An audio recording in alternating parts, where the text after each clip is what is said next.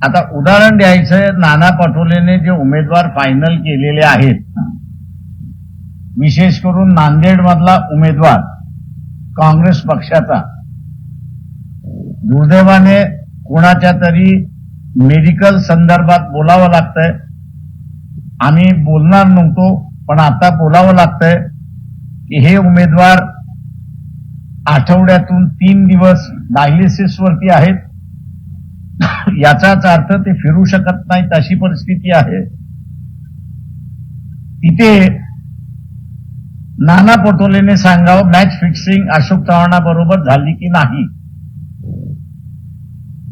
अशा अनेक ठिकाणच्या होणार आहेत आणि म्हणून आम्हाला बीजेपी डिफीट करायचं असेल तर योग्य ठिकाणी योग्य भूमिका आम्ही घेणार असं आम्ही ठरवलेलं आहे. तुमच्या पाठिंब्याबद्दल बोलणार नांदेडमध्ये उमेदवारांना म्हटल्यानं परिस्थिती काय आहे, पाठिंबा दिली आहे का? आम्ही असणारा नांदेडच्या उमेदवार जो मेडिकल पेशंट आहे त्याला पाठिंबा देण्याचा प्रश्न उद्भवत नाही जोपर्यंत आम्हाला काँग्रेस पक्षाचे वरिष्ठ लोक सांगत नाहीत तोपर्यंत. आणि त्याच्यामुळे हा पाठिंबा जो आहे त्यांनी स्वतःहूनच प्रेसला जाहीर केले अशी परिस्थिती आहे. नाना पटोलेची भाषा बोलतायत की फिफ्थ नेमकं कोण आहे? त्यांनाच आपण विचारलं तर अधिक बरं होईल. त्याचा कुठल्याही पक्षाला एखाद्या दुसऱ्या पक्षाने पाठिंबा दिला. मी सकाळी नागपूरला होतो. मला असणारं उमेदवाराचं वक्तव्य त्या ठिकाणी दाखवण्यात आलं की वंचित बहुजन आघाडीमुळे नागपूरचा काँग्रेसचा उमेदवार असं म्हणतोय की माझ्या मतामध्ये 2 लाखाची भर झाली